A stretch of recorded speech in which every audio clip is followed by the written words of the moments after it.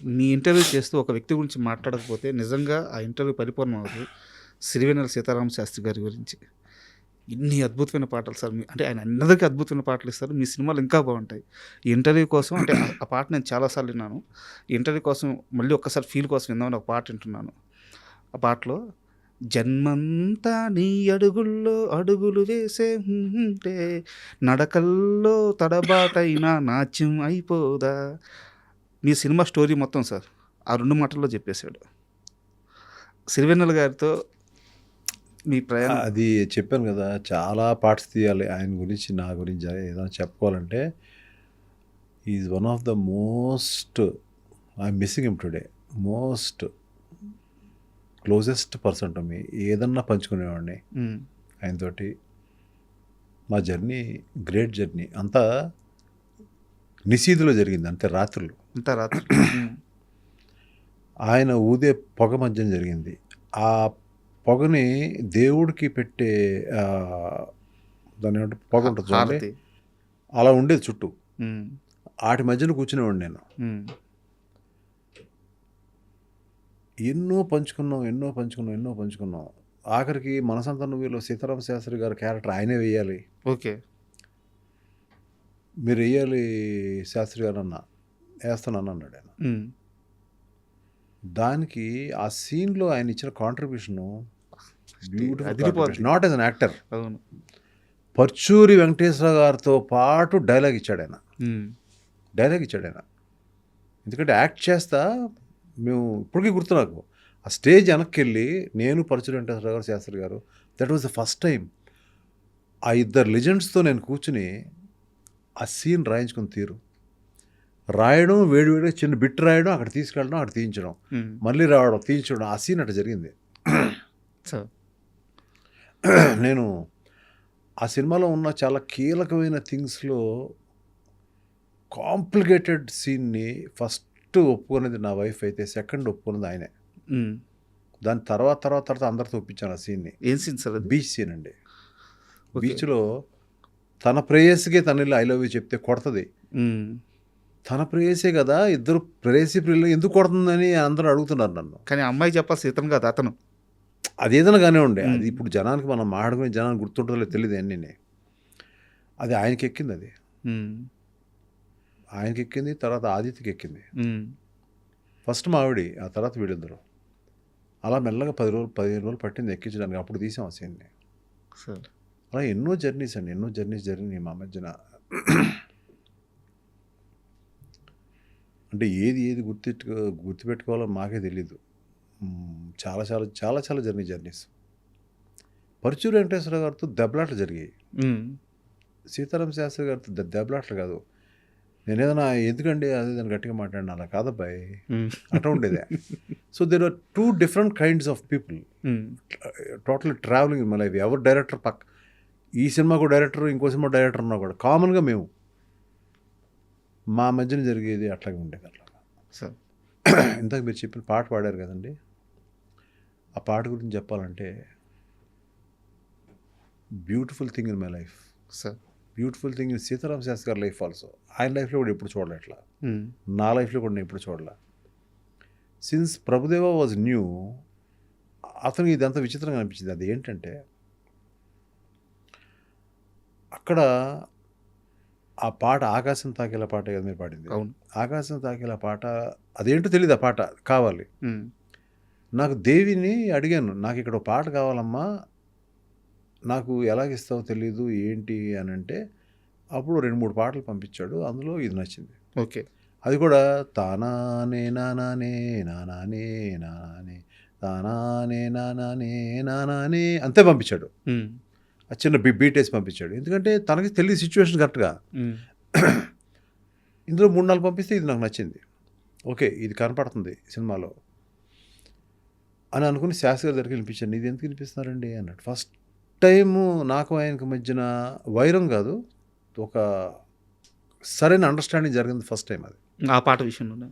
ఎందుకంటే అది చాలా అంటే ఒక అతీతమైన పాట అది. అంటే ఒక అతీతమైన పాటని అది ఏది అర్థం చేసుకోలేదంటే ఏది లేదు. ఈ ఒక్కటే అర్థం కాలేదు దానికి. లైఫ్ మా ఇద్దరు లైఫ్లో అర్థం కానిది ఒకటే, వెరీ ఫ్రాంక్లీ. అంటే నువ్వు సిచ్యువేషన్ ఏంటి అని నాకు తెలుసు కదా, అక్కడ పాట ఎట్లా వస్తుంది, ఏం రాయాలి నేను, లాగుద్దేమో పాట, ఎందుకు అక్కడ పాట అనేది డిస్కషన్. ఆయన స్టోరీలో కూడా ఇన్వాల్వ్ అయ్యారు బాగా. ఖచ్చితంగా ఉంది. That is the first situation we faced.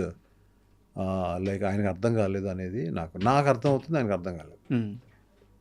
సరే శాస్త్రి గారు, నేను చెప్తాను, నేనేం చేయాలో చెప్తాను, నేను మళ్ళీ వస్తానని చెప్పాను. సరే మేము వెళ్ళిపోయాము. ఆయన పాటకి ఆయన వేరే పాటలు రాసుకుంటున్నారు, లేకపోతే మంద ఇంకో పాట రాస్తున్నారు. వి వెంట అరకు 3-4 సార్లు వెళ్ళినాం, అందులో ఒకసారి వెళ్ళాం. వెళ్ళినప్పుడు నేను ప్రభు బాగా దగ్గరగా మూవ్ అయ్యాడు. ప్రభు ఇట్లా ఉందో పని చేద్దాం ప్రభు, మనం తీసేద్దాం పాటని, షూట్ చేసేద్దాం అని ఇద్దరం కలిసి, ఇందులో ఇలా ఉంది కాబట్టి ఇది మాంటేజ్లతో ఇది మాంటేజ్. మేము ఇద్దరం కలిసి ఇక్కడి నుంచి ట్రావెల్ అయినప్పుడు ఫ్లైట్లో వెళ్ళాము, ట్రైన్లో వెళ్ళాము, గుర్తులేదు. మొత్తం అతను హింస పెట్టేశాను, అతను నన్ను హింస పెట్టేశాడు.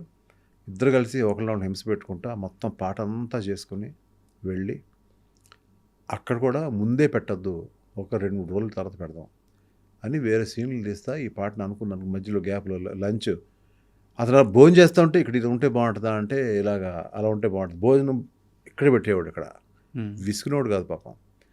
అవును సార్ అలాగా అతని సైడ్ నుంచి కాంట్రిబ్యూషన్ తీసుకున్నాను, నా సైడ్ నుంచి కొంత. హీరో వెళ్ళి ఒక చిన్న బర్డ్ పారిపోతుంటే బర్డ్ పట్టుకునేవాడు, అది పట్టుకునేవాడు, ఇది పట్టుకునేవాడు, ఇవన్నీ చేసాం. అక్కడేదో అతని సైడ్ నుంచి కాంట్రిబ్యూషన్ అన్నారే మీరు, కొంచెం లుంగి ఇలాంటిది వస్తుందని చెప్పి ఇద్దరు కలిసి లుంగి వస్తూ ఉంటే ఇలా చూడడం.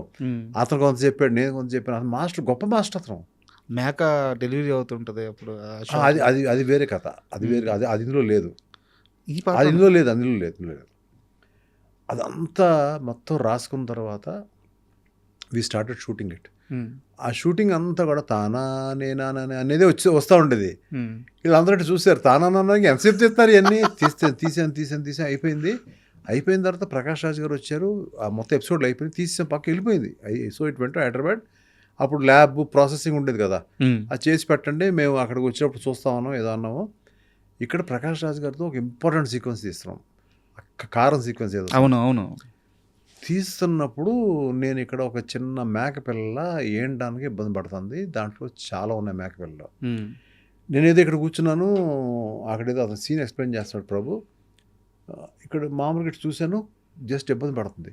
ఆ ఒక్క క్షణంలో ఐడియా వచ్చింది, ఇది ఆ ఇద్దరు లవర్స్ ఎవరైతే దూరంగా ఒకే ఇంటి దగ్గర, అటు మేడ మీద అమ్మాయి, ఇక్కడేమో పొలంలో ఈ అబ్బాయి ఉన్నారు ఆ దూరం, వీళ్ళిద్దరు కలిసి ఇక్కడ వచ్చి చూస్తే చాలా హృదయంగా ఉంటుంది అనేది ఒక్క సెకండ్లో థాట్ వచ్చింది. ఆ రోజు త్రిష లేదు, ఆ అబ్బాయి ఉన్నాడు. మరి త్రిషలాగా అలా తీయాలి, ఇక్కడి నుంచి అరిచాను, సిద్ధు ఇక్కడ రా అని. అతనికి అర్థం కాల, ఎందుకంటే ఆ సీన్ వల్ల ఉన్నాడు, ఎందుకంటే కారం తీయాలి కదా, అదేదో ప్రాక్టీస్ జరుగుతుంది అక్కడ. రా ముందన్నాను అతనికి, సార్ ఇక్కడ రా అరిచాను గట్టిగా, ప్రభు నువ్వు రా. అక్కడ ప్రకాష్ రాజ్ గారికి నేనంటే చాలా గౌరవం, పిలుస్తారంటే ఏదో కారణం, ఆయన వచ్చాడు. వీళ్ళందరూ వస్తే నేను చెప్పాను, నువ్వు వెళ్ళు, ఇలా వెళ్ళు. అప్పుడు అతను డైరెక్టర్ మర్చిపోయాను కాసేపు, నేను డైరెక్టర్ అనుకుంటా. ఇలా వెళ్ళు, అది ఏంటది, దాన్ని పట్టుకుని చూసి, ఇటు చూడు నా ఇంకా, నేను ఇక్కడ కూర్చుని ఉంటా, ఇక్కడ మీ ఇంకెంత చూస్తారంట అన్నాడు. ఇక్కడ త్రిష ఉంది, నేను చూస్తావు, తర్వాత అక్కడి నుంచి బయటకు వచ్చావు, ఇది షార్టు అని చెప్పి ప్రభుదేవ్ చూస్తాడు. అతను కూడా అర్థం కావట్లా, టప్ప అది పడింది, తీసాడు. అతనికి అది మాంసం ముద్దది, అది పట్టుకున్నాడు. అతను ఏం ఫీల్ అవుతాడో తెలుసు నాకు. అది తీసాం, షార్ట్ అయిపోయింది. 2 కెమెరాస్ ఉండే, ఇప్పుడు మా 2 కెమెరాలు తీసాం ఇమీడియట్గా. ఆ వేణుగారు, ఆయన నేషనల్ అవార్డు, ఆయనకి అంత ఫాస్ట్గా పని రాదు. రండి పరిగెత్తండి, ఇట్లాగే పరిగెత్తారండి అందరూ. అక్కడ అంటే ఎంతసేపు అయిపోద్ది కదా అక్కడ. అవును, మన టైం అయిపోయేలోపు అయిపోయిందండి. ఆడు వచ్చాడు, తీసాడు, అటు తీసాడు, అయిపోయింది. ఆ తర్వాత వారం రోజుల తర్వాత త్రిష వచ్చినప్పుడు అదే బట్టలు ఉండాలి, అది స్టిల్ తీపిచ్చాను, అదే ఫేస్ ఉండాలి, అదే ఇది ఉండాలి. అది చేసిన తర్వాత మళ్ళీ ఆ తర్వాత సీన్ అయిపోయింది, అది అయిపోయింది, అంత అయిపోయింది. అప్పుడు అన్నాడు సిద్ధు, అది పట్టుకోవడానికి భయం వేసిందంటే కళ్ళ నీళ్ళు వచ్చేసిందండి. కళ్ళ నీళ్ళు వచ్చేసినాయి కదా, అదే నాకు కావాలన్నాను. దాని తర్వాత నెక్స్ట్ త్రిష వచ్చినప్పుడు నువ్వు ఇక్కడ కూర్చో, ఈ ఇద్దరు చూస్తూ ఉంటారు. ఏం చూస్తూ ఉంటారు, ఏదో చూస్తూ ఉంటారు, చూస్తూ ఉండు, కళ్ళ నీళ్ళు రావాలి నీకంటే. కళ్ళ నీళ్ళు ఎందుకు వస్తాయండి, అక్కడ ఏం చూస్తానంటే అప్పుడు నేను చెప్పాను, ఇలా జరిగింది. ఆ రష్ ఉందా అండి, రష్ ఎక్కడ ఉంటుంది, అవును, అక్కడ ఎక్కడో ఉంది అన్నాడు. రేపు చేస్తానండి, ఆ రష్ తెప్పించున్నది. ఫస్ట్ టైము అమ్మాయి అడిగింది, మీరు ఏముంటుంది చేస్తాను, అక్కడ ఈ స్పాట్ మీరు ఏం చెప్తారు చేస్తాను, దాన్ని నువ్వు ఎందుకు అడుగుతున్నాను అన్నాను. కాదు చూడాలంది. మంకు పట్టు పెట్టింది ఆ రోజు. అడవాడు చేసి అక్కడి నుంచి ఒక మనిషిని తెప్పించి అది రెడీ చేసి తీసుకొచ్చి ఇక్కడ పెట్టి, అదేదో మొత్తానికి ఏ ఫార్మెట్లో చూపించాను నాకు గుర్తు. అమ్మాయికి చూపించిన తర్వాత, అమ్మాయి చూసిన తర్వాత అమ్మాయి చేసింది అక్కడ. అప్పుడు డెప్త్ అర్థమై ఉంటుంది. లేదంటే అమ్మాయికి ఎలా అర్థం అవుద్ది, అమ్మాయి నేర్చుకుంది, యాక్టింగ్ నేర్చుకుంది. నువ్వు వస్తే అవుతుంటాలో అమ్మాయి యాక్టింగ్ నేర్చుకుని యాక్ట్రస్సే, ఆ డెప్త్ నేర్చుకుంది అమ్మాయి. అది చేసింది అమ్మాయి. అది మొత్తం ఒకే సీన్ లాగా ఉంటుంది, కానీ తీసింది వేరు. చాలామంది తెలియదు అది. స్పాట్ డిసిషన్ అంటారు కదండి, ఇటువంటి ఎన్నో జరిగిన సినిమాలు.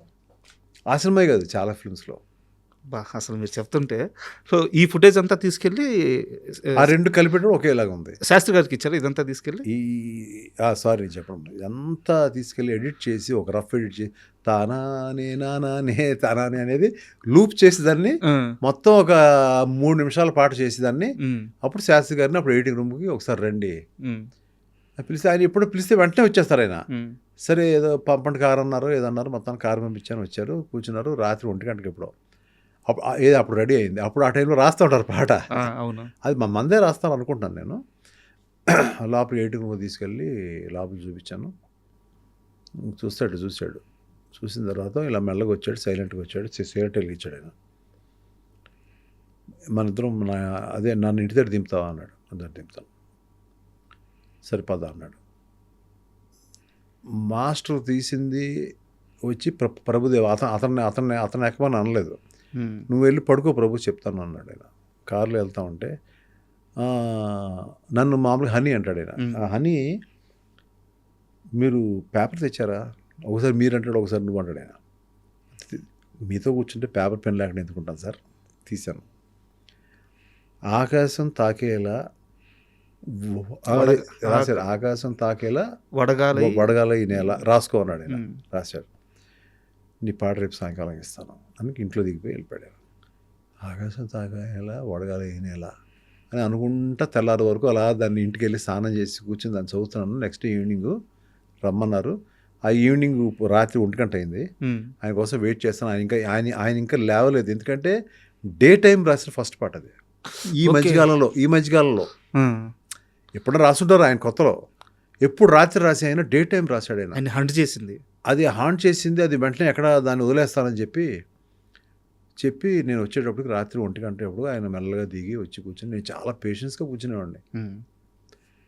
కూర్చుంటే వచ్చేరాగానే ఇదిగో అబ్బాయి పాట పాడతానని చెప్పి పాట ఒకసారి విని ఆ ట్యూను ఇది పాడి మొత్తం వినిపించాడు ఆయన.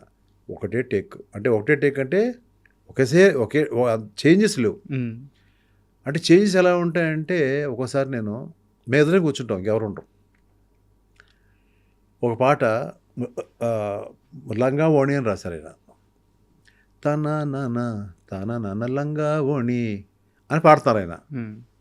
లంగా ఓణి ఆఖరి బాగాలేదు, లంగా ఓణి బాగుందండి సార్, అక్కడ లంగా ఓణి బాగుంటాయి, నేమ్ బాగుంది వినడానికి, నేను చూశాను ఇందాక మీరు రాస్తూ ఉంటే. కొట్టుకుంటాడు, 1-2 గంటలు కొట్టుకుంటాడు ఆయన. సార్ లంగా ఓణి ముందు తెస్తే ఎలా ఉంటుంది నాకు చూశాడు ఆయన. పట్మని ఆ సిగరెట్ తీసి ఇంకో సిగరెట్ వెలిగించి, లంగా ఓణి నేటితో అయిపోయింది. ఒక చిన్న కెలుకుడు, అంత మా ఇద్దరి మధ్యన అంత ర్యాపోర్ట్ ఉండేది. I really miss him. What great people I worked with. Kota Ramakrishna garu, Paruchuri Venkateswara గారు, శాస్త్రి గారు,